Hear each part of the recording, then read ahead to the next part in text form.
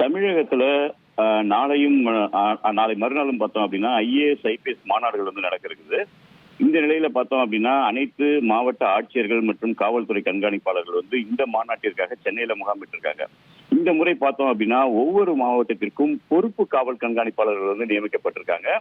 இதுவரையில பார்த்தோம் அப்படின்னா இது போன்ற ஒரு மாநாடு நடைபெறும் பொழுது அதாவது அந்த காவல் கண்காணிப்பாளர்களாக கூடுதல் கண்காணிப்பாளர்கள் வந்து அந்த பொறுப்பு வந்து கவனிக்கிறதா இருக்குது. இந்த முறைதான் பார்த்தோம் அப்படின்னா இந்த மாநாடு நடைபெறுவதை ஒட்டி அனைத்து மாவட்டங்களுக்கும் பொறுப்பு காவல் கண்காணிப்பாளர்கள் நியமிக்கப்பட்டிருக்கிறார்கள்.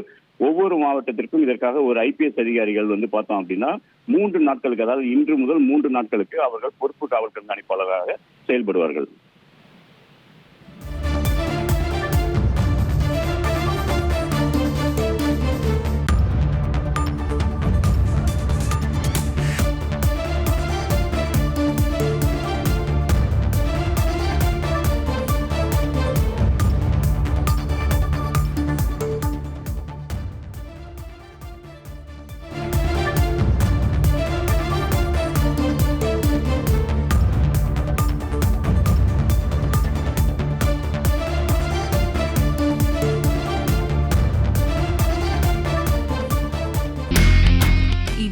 செல்லும் இடமெல்லாம் செய்தி.